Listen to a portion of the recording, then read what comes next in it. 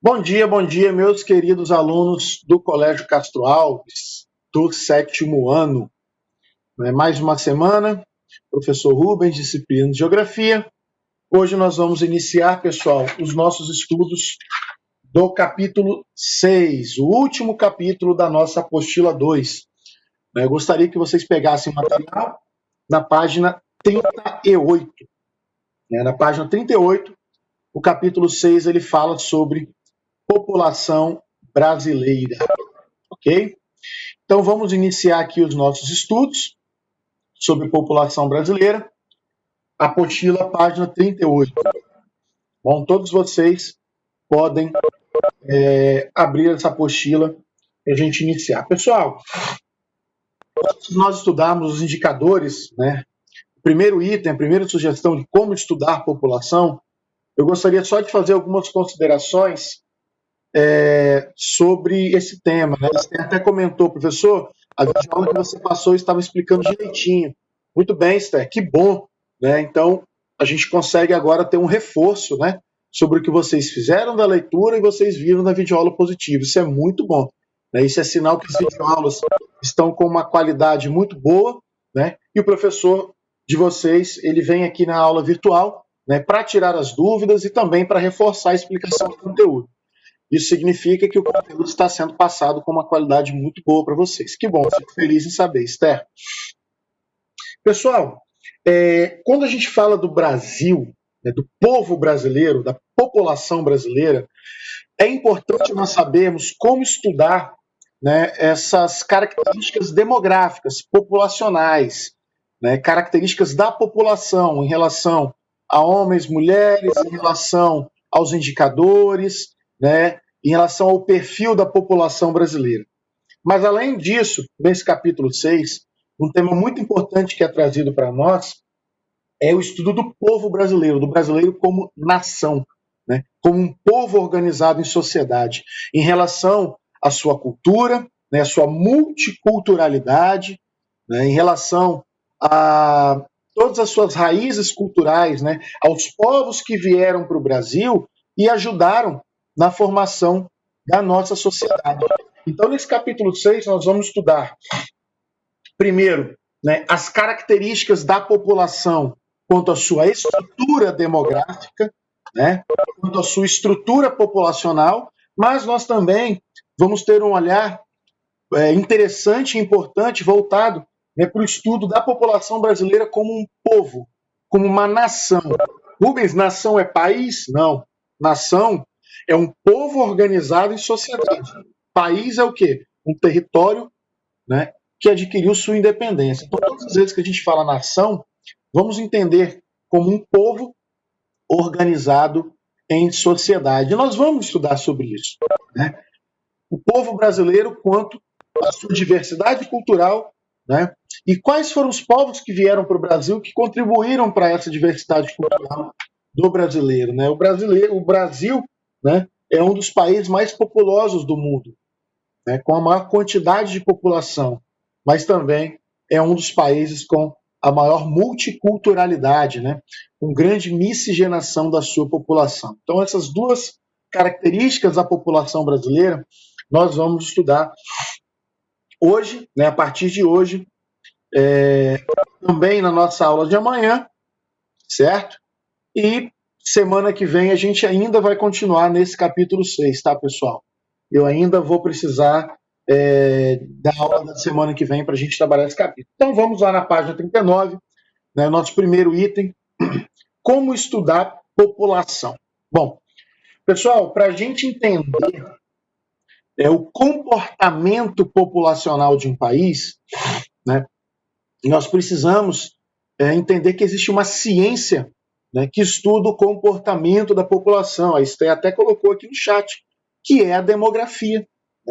A demografia, pessoal, é uma área do conhecimento científico, é uma área da geografia que é responsável por estudar a população. Então, o objeto de estudo da demografia são os povos.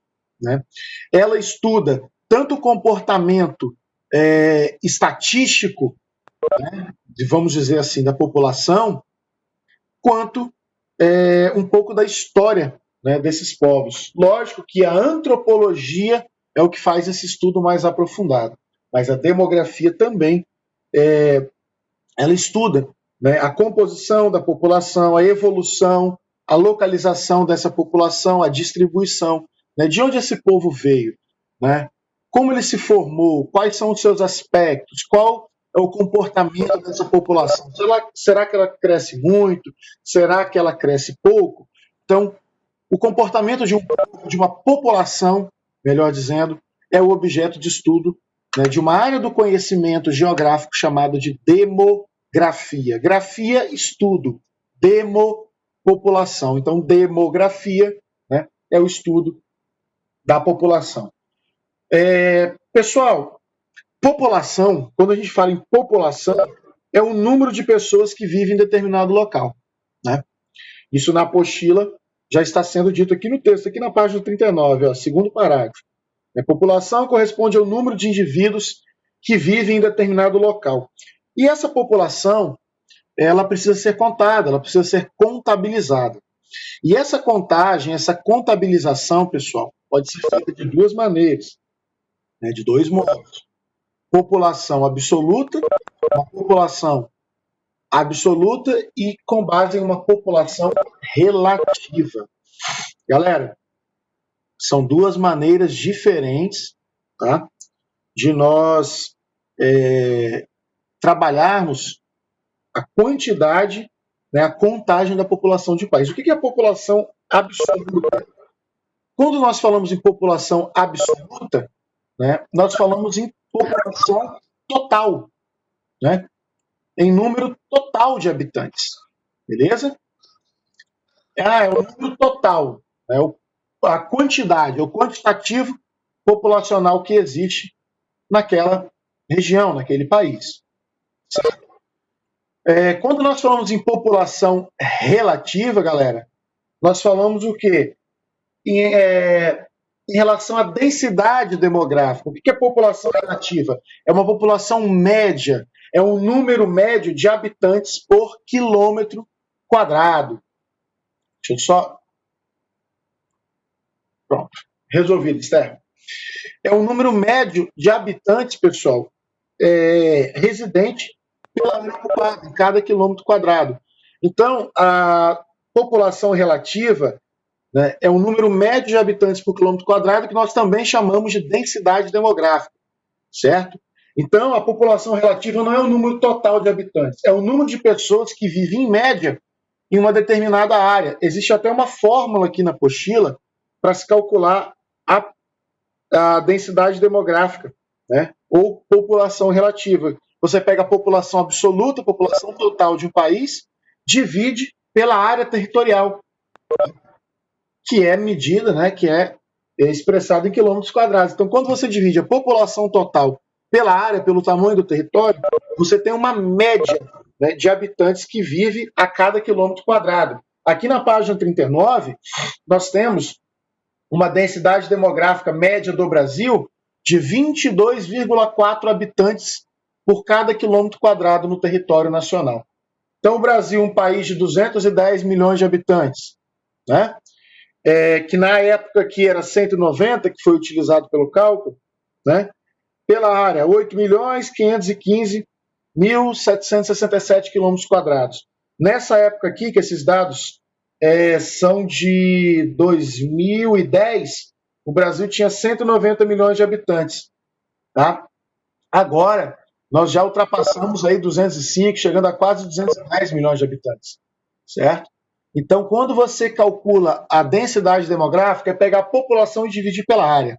Você tem um número médio aproximado de habitantes por quilômetro quadrado. Mas a gente sabe, né, que no Brasil existem regiões mais populosas, né, com maior população total, e regiões menos populosas, certo?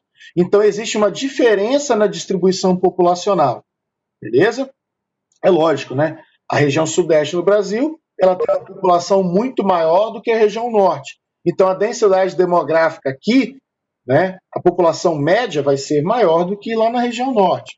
Isso é meio que, acho que fica bem claro para vocês. Beleza? Pessoal, alguém tem alguma dúvida em relação a diferença de população absoluta e população relativa.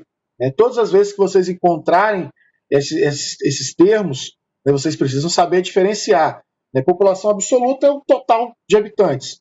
População relativa é o número médio. Dificilmente, pessoal, vocês vão encontrar a expressão população relativa. É mais fácil vocês encontrarem o termo densidade demográfica. Né? Quase sempre o termo que vai aparecer é densidade demográfica. Então, a gente trabalha população absoluta, né, que é diferente de densidade demográfica. Beleza? A Esther falou que o que ela mais gostou foi expectativa de vida. Interessante. Né? Interessante. Porque é um indicador muito importante, tá, Esther? Para a gente analisar aí como está o perfil da população de um país. Né?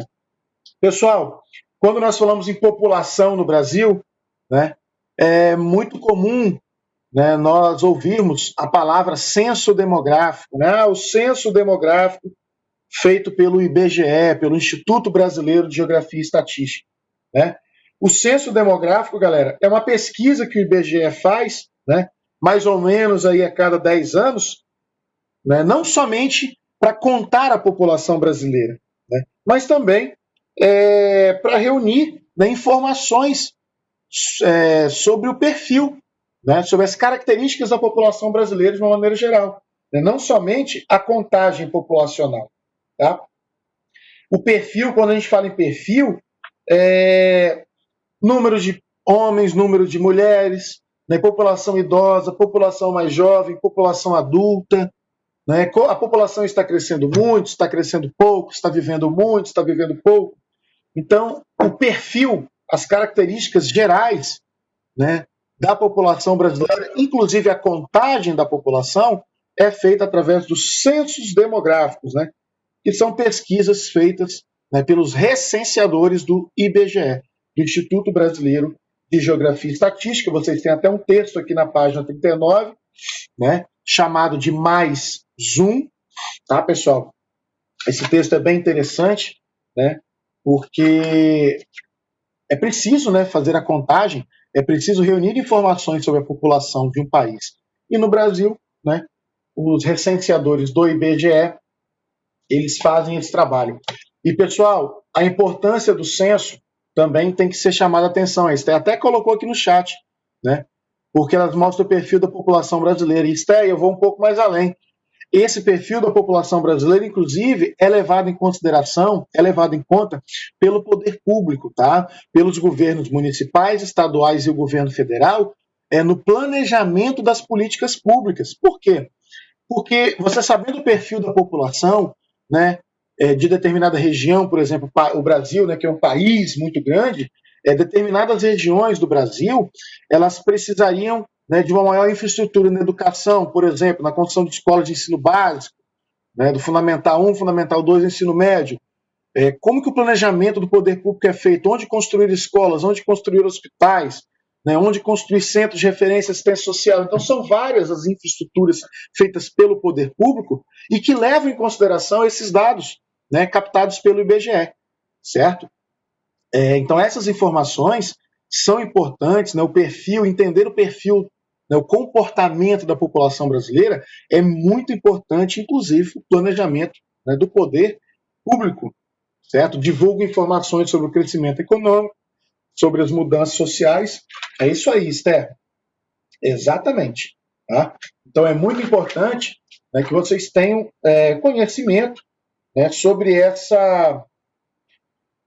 essas informações, sobre a importância, né, de se saber a característica, o perfil da população de um país. No caso do Brasil, esse perfil ele é contabilizado e caracterizado pelo censo demográfico praticado pelo IBGE. Muito bem, pessoal. Agora, né, nós vamos entrar na página 40 e eu gostaria de reforçar o que vocês já viram na apostila, na videoaula, sobre os indicadores. Tá? Esses indicadores, expectativa de vida, taxa de mortalidade, né, taxa de natalidade, crescimento natural ou vegetativo. Pessoal, esses indicadores, né, são chamados de indicadores sociais, certo? São eles que nos revelam, que nos mostram, né, o perfil da população, o comportamento da população de um país, né? O que está acontecendo com essa população ao longo do tempo. Então é muito importante que vocês saibam qual é o comportamento, né, dessa população no caso do Brasil, né? Pelo menos que vocês entendam quais são os principais indicadores, né, o que eles mostram, né, da população brasileira. O primeiro deles aqui, a Esther até comentou, né? Professor, achei interessante.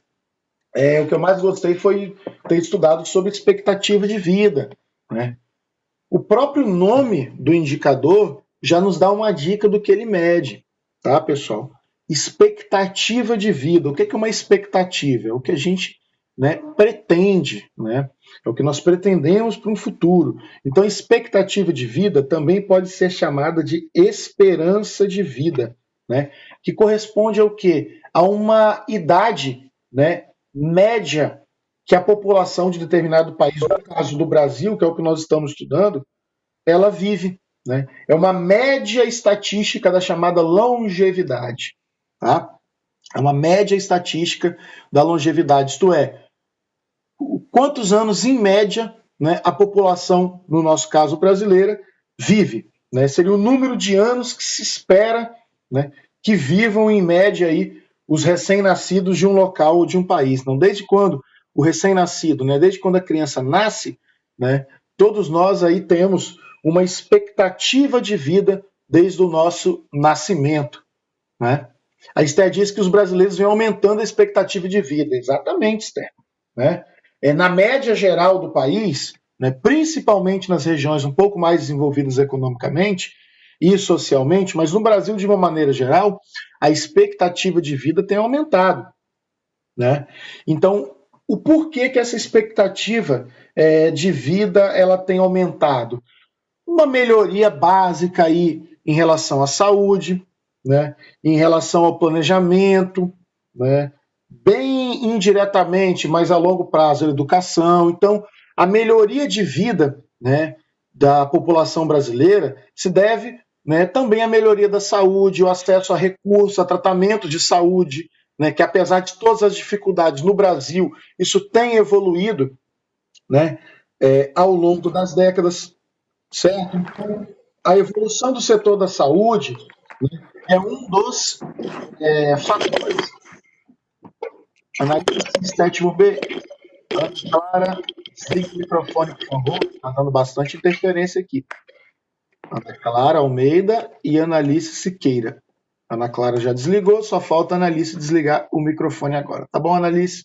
Isso não faz muito barulho aqui na nossa aula. Então, voltando aqui, galera.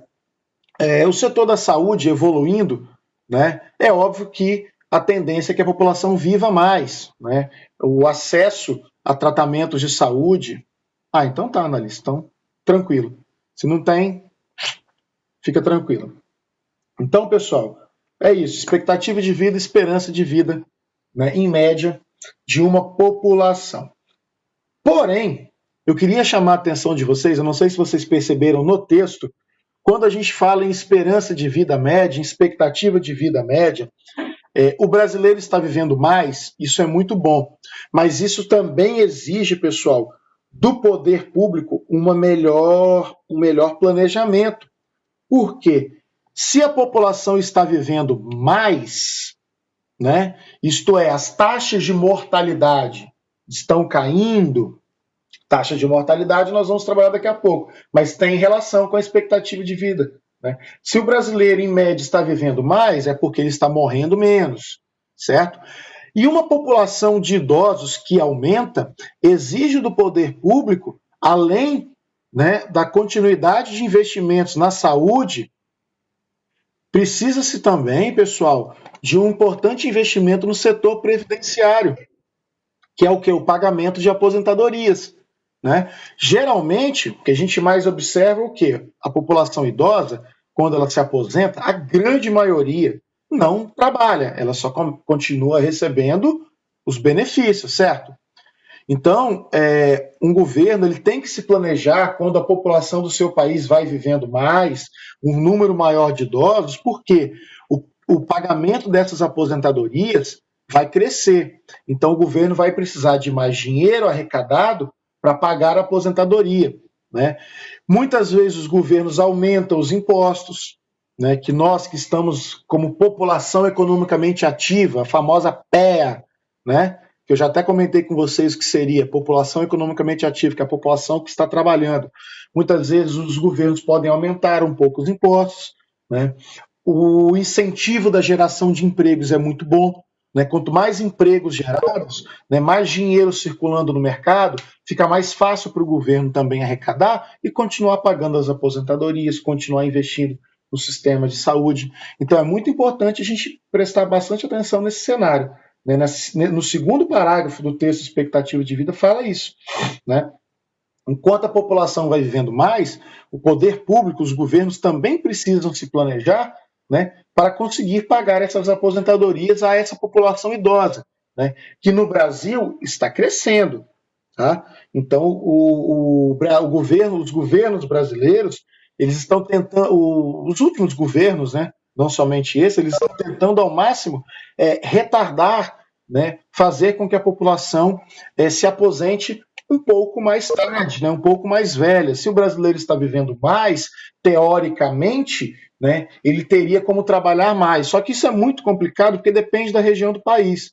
Né? Enquanto na região sudeste nós temos uma expectativa de vida média aí, de quase 80 anos, em regiões como o Nordeste e região Norte, essa expectativa de vida não é tão grande.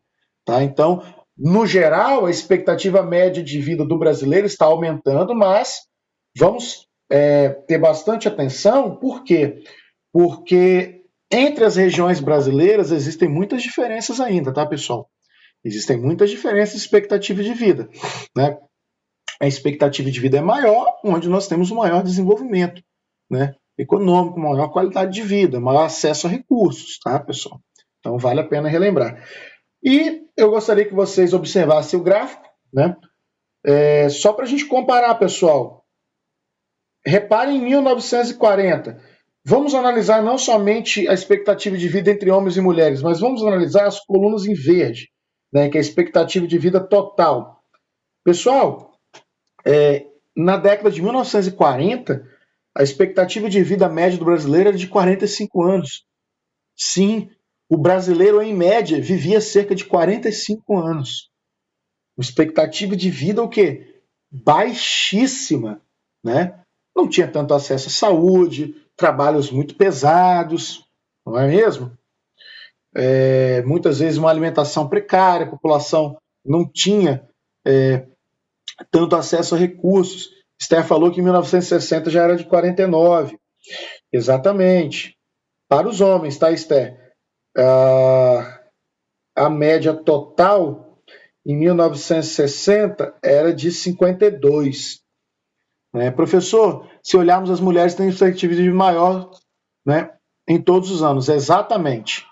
Tá, o Yarley, a expectativa de vida média das mulheres é maior do que a dos homens, tá? Meu pai passou da expectativa, graças a Deus. Que bom, Esther, que bom, mas ó, em 1940 era de 45 anos. Mas vamos analisar em 2014.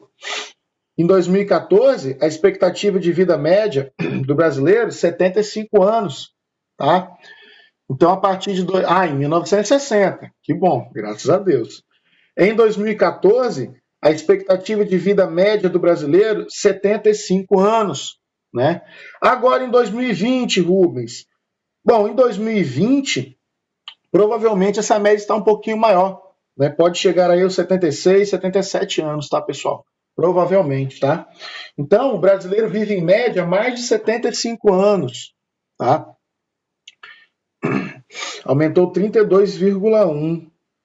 Exatamente. Então, a expectativa de vida média do brasileiro tem aumentado nas últimas décadas, né, devido ao maior acesso à saúde pública, recursos, né, alimentação, enfim, melhorias, né, da estrutura da sociedade brasileira, da economia, que também foi, né, resultando aí numa maior expectativa de vida. E o que interfere na expectativa de vida, professor Rubens? O próximo indicador aqui na página 41, que é a nossa o quê? Taxa de mortalidade. Tá? Taxa de mortalidade. Bom, o nome também é muito simples, né? Ele já nos fala sobre o que essa taxa representa, né? O número de mortes registradas em média por 1.000 habitantes. Muita atenção. Taxa de mortalidade, taxa de natalidade, quando a gente fala em taxas, né? Nesse caso, dos estudos de demografia, é por 1.000. Elas são expressadas por 1.000. Né? É o número, no caso, de mortes para cada 1.000 habitantes, tá, pessoal? Lógico, em determinada região, né? E em um período de tempo, tá? Então, pessoal, como que é contabilizado essa taxa de mortalidade? O IBGE, ele utiliza dados fornecidos pelos cartórios civis, né, em relação a certidões de óbito. Né? Então, aí tem como se calcular a taxa de mortalidade. Né? A Ana Vitória colocou aqui, a expectativa de vida do brasileiro aumentou mais, segundo o IBGE. De acordo com a entidade de pessoa que nasceu em 2020, verá em média 76. Oh, muito obrigado. Pesquisou, Ana Vitória? Show, a Ana Vitória pesquisou. Né, de acordo com o IBGE, em 2020, a média de 76. Então, o professor Rubens aí deu um chutômetro legal. Né, foi quase na mosca. Obrigado, Aninha. Valeu pela pesquisa, já atualizou. Né? Média 76,7 anos, mais de 76 anos. Beleza, Ana? Muito obrigado. Então, galera, voltando aqui na taxa de mortalidade, é o número de mortes registradas em média, né, a cada 1.000 habitantes. O IBGE se utiliza, né, dos dados aí dos cartórios civis. Pessoal, vamos entender a importância de se saber a taxa de mortalidade. Primeira coisa, o que mais interfere na taxa de mortalidade? Ah, professor, é a violência e tal? Também. Mas uma situação, né, algumas condições em relação à população que mais interfere na taxa de mortalidade é o acesso à saúde. Né? Saúde e também a questão da violência, né, nos estados e municípios brasileiros. Dependendo das condições de saúde e dos índices de violência, né, falta de infraestrutura de uma maneira geral, né, quando fala em condições de saúde, infraestrutura de hospital, a questão do saneamento básico, né, água tratada ou esgoto tratado ou não, tudo isso interfere, né, na taxa de mortalidade, na qualidade de vida da população de uma maneira geral. Então, vamos lembrar o seguinte, para a expectativa de vida aumentar, a mortalidade tem que ser o quê? Baixa, a mortalidade tem que cair, né? Nós falamos que elas são inversamente proporcionais, né? Por exemplo, uma expectativa de vida alta da população significa o quê? Que as taxas de mortalidade estão diminuindo. Vamos analisar esse gráfico aqui, pessoal. Taxa bruta de mortalidade por 1.000 nascidos vivos, ó. No ano de 2000 até o ano de 2015. O que vocês observam nesse gráfico aí, da linha vermelha? A taxa de mortalidade, ela caiu ou ela aumentou de 2000 até 2015? A taxa de mortalidade, ela aumentou ou ela caiu de 2000 a 2015? Caiu, né, Esther e Arley? Ana Vitória, Manuela, isso aí. Caiu, ó. Em 2000, a taxa de mortalidade, né, bruta para cada 1.000 nascidos vivos era de 6,67. Em 2015, 6,08. Então, significa o quê? Que as taxas de mortalidade no Brasil, né, estavam caindo. Tranquilo, Esther, sem problema, eu percebi. Pode ficar tranquilo. Pessoal, além da taxa de mortalidade, né, que nós chamamos de taxa de mortalidade bruta, né, existe uma outra taxa de mortalidade que é muito importante de ser analisada, que mostra muito especificamente, né, e diretamente a questão do acesso, né, à saúde, né, e à prevenção da mortalidade infantil. Pessoal, prestem bastante atenção no que diz respeito à taxa de mortalidade infantil. Né? A taxa de mortalidade geral, que é a taxa de mortalidade bruta que nós falamos, está aqui no gráfico, né, é o quê? O número de pessoas, certo? Do momento que elas nascem até o momento da sua morte, em média, quantos anos o brasileiro vive. Agora, dentro da taxa de mortalidade bruta, né, existe um período em que a taxa de mortalidade ela se enquadra na chamada taxa de mortalidade infantil, que é o quê? Corresponde. Vamos na apostila, ó. Primeiro parágrafo da taxa de mortalidade infantil, página 41, todo mundo acompanhando. A taxa de mortalidade infantil corresponde ao número de óbitos, né, de mortes, de crianças menores de 1 ano de idade a cada 1.000 nascidas vivas. Tá? Existe também a taxa de mortalidade infantil em crianças menores de 5 anos, também a cada grupo de 1.000 nascidas vivas. Então, existe a taxa de mortalidade infantil, né, de crianças menores de 1 ano a cada 1.000 nascidas e menores de 5 anos a cada 1.000 nascidas vivas. Beleza? Existe essa variação. Né? Então, crianças menores do que 5 anos, né, e também antes de completar 1 ano, se vierem a óbito, né, esse dado é enquadrado aí na taxa de mortalidade infantil. Rubens, a taxa de mortalidade infantil, então, não é levada em consideração para calcular a expectativa de vida? Não. Também é levada em consideração, tá, pessoal? Mas é porque é um indicador especial. Ah, mas por que calcular a taxa de mortalidade infantil? Né? Por que não só calcular a taxa de mortalidade geral? Porque é interessante nós sabermos como está o comportamento, né, desses recém-nascidos e dessas crianças abaixo de 5 anos, para que o poder público, né, para que os governos, inclusive, façam planejamentos, né, de acompanhamento do pré-natal e, principalmente, né, do acompanhamento da saúde do recém-nascido logo após o seu nascimento, logo após, né, o momento em que ele vem ao mundo. Então, a atenção da saúde em relação aos recém-nascidos, às crianças, ela é muito importante, né, porque ela mostra como o país está tratando, como ele está se organizando em relação ao tratamento, ao atendimento dessas crianças recém-nascidos, né, dos recém-nascidos, das crianças até 5 anos de idade. Tá, pessoal? Então é muito importante, né, nós levarmos em consideração também as taxas de mortalidade infantil. Um país que tem uma taxa de mortalidade infantil muito alta, isso demonstra que a sua saúde pública básica ela não está indo bem, né? Que as crianças estão adoecendo, estão morrendo por problemas básicos de saúde, falta de água tratada, falta de tratamento de esgoto, né? Talvez falta de unidades de saúde básicas do atendimento a algum problema desse recém-nascido. Né? Então vamos analisar também o gráfico, pessoal, da taxa de mortalidade infantil, né, a cada 1.000 nascidos vivos. Novamente, de 2000 até 2015 aqui no gráfico, pessoal. O que aconteceu com a taxa de mortalidade infantil? Ela caiu ou ela aumentou? Me respondam aí, por favor. O que vocês conseguem observar nesse segundo gráfico? Do ano de 2000 para 2015. Caiu, a Manuela falou que caiu. Caiu bastante ou caiu muito pouco? O que vocês acham? Em 2000 era de 29. Então, 29 crianças morriam, né? 29 recém-nascidos morriam a cada 1.000. Em 2015, 13. Caiu e caiu bastante, né? Caiu mais da metade, né? Foi uma queda muito interessante, tá? Mas ainda é um pouco alta, tá?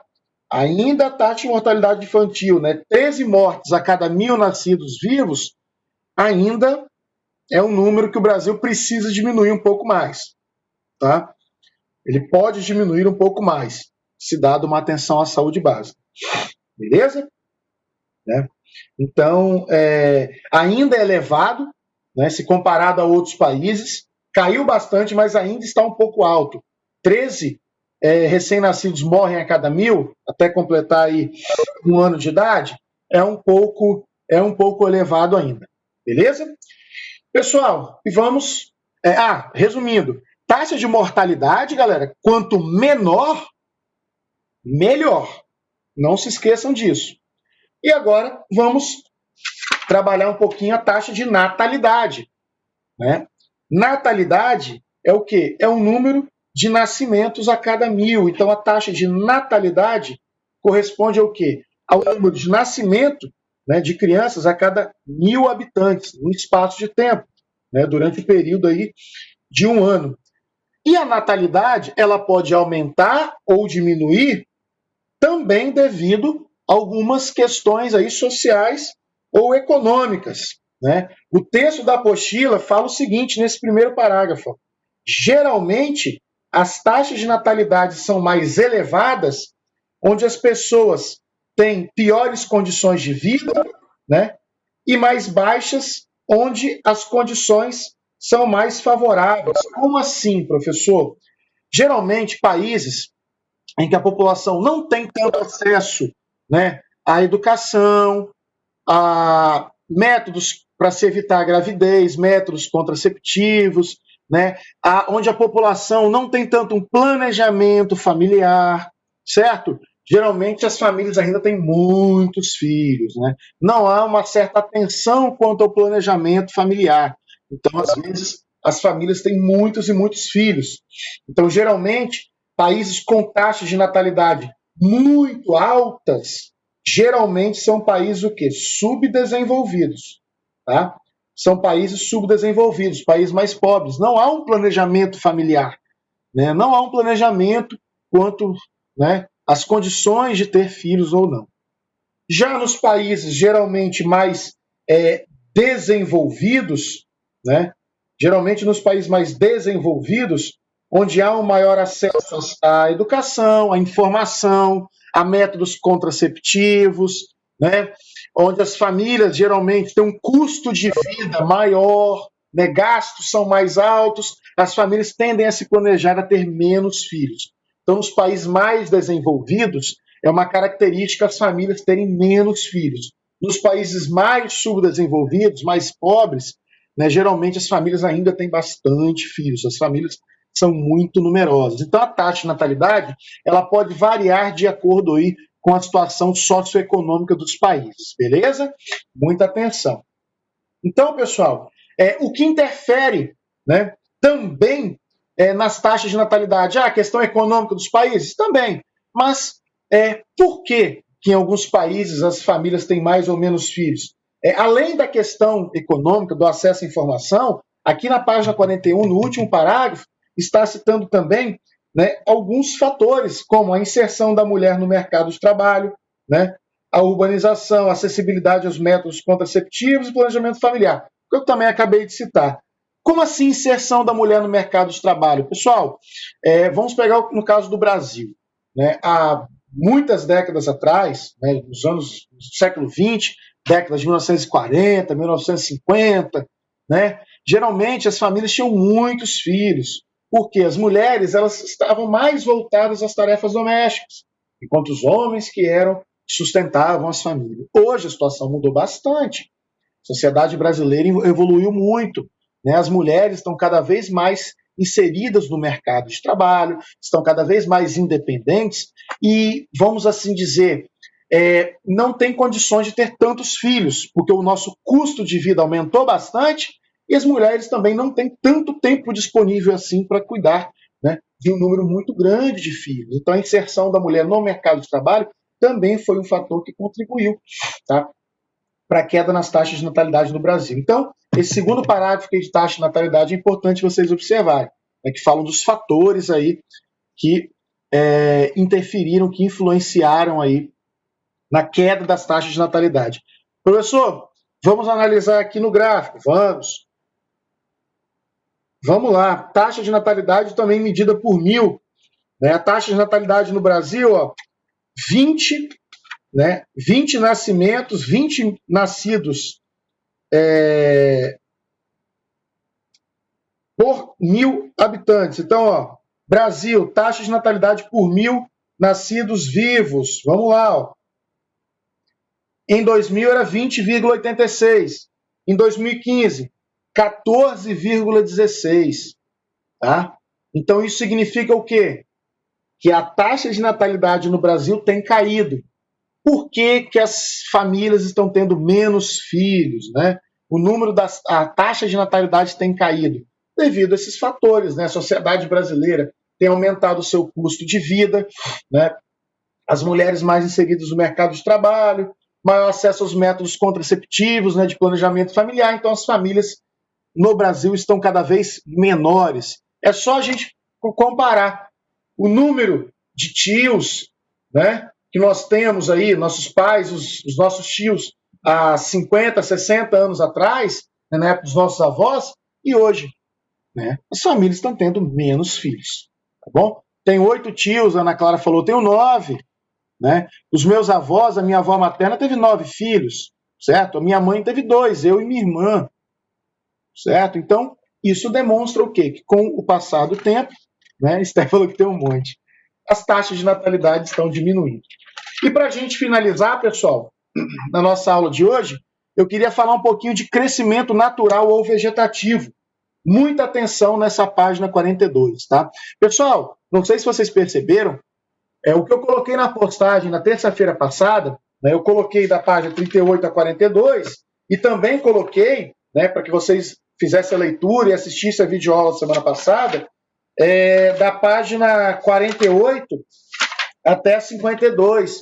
Da 48 a 52 eu vou explicar amanhã, tá? Então, a postagem da semana passada, né, da terça-feira passada, vai englobar tanto a aula de hoje quanto a aula de amanhã, tá bom? Então, beleza, galera. Taxa de crescimento natural vegetativo. O que é o crescimento natural vegetativo? É a diferença entre a taxa de natalidade ou mortalidade. Como assim, professor? Crescimento vegetativo é o crescimento natural. Quando uma população cresce positivamente, cresce negativamente, que ela diminui ou quando ela fica estabilizada? Depende da taxa de natalidade e da taxa de mortalidade. Pessoal, vamos fazer uma análise bem simples aqui. Vamos lá. Se a natalidade for maior que a mortalidade, o crescimento vai ser o quê? Positivo ou negativo? Nasce mais do que morre. A população vai o quê? Se nasce mais do que morre. Se a taxa de natalidade é maior do que a de mortalidade, a população vai fazer o quê? Se nascem mais pessoas do que morrem. Vamos supor, natalidade alta e mortalidade baixa. A população vai o quê? Aumentar. Então, o crescimento natural vai ser o quê? Positivo. Mas vamos analisar o outro cenário. Quando a taxa de mortalidade supera a taxa de natalidade. Quando morrem muito mais do que nascem. A população vai fazer o quê? Vai diminuir. Né? Vai diminuir. Não é que vai diminuir drasticamente, ela vai começar o quê? A crescer negativamente. Né? Ela vai crescer bem menos, até chegar um ponto em que ela poderá sim diminuir. Tá? Agora, se as taxas de mortalidade forem iguais às taxas de natalidade, a gente tem o quê? Um equilíbrio, tá? Da população. Então, ó, o próprio texto já diz: crescimento natural vegetativo é a diferença entre a taxa de natalidade e mortalidade, expressa em percentual. Tá? Então, é expressa em percentual por 1000. Ó, no Brasil, a taxa bruta de natalidade era de 20,86 por 1000 e a taxa bruta de mortalidade era de 6,67. Logo, 20,86 menos 6,67 é igual a 14,19. Tá? Como os valores anteriores são expressos por 1000, basta dividir por 10 para expressar em porcentagem para ficar mais fácil. Então, no ano de 2000, a taxa de crescimento natural do Brasil era de 1,4% da população. É um crescimento o quê? Positivo. Não é tão alto, mas é um crescimento. Meio devagarzinho, mas é. Então, quando fala diferença, é você subtrair a taxa de natalidade para a taxa de mortalidade. Você tem que subtrair, é a diferença. Né?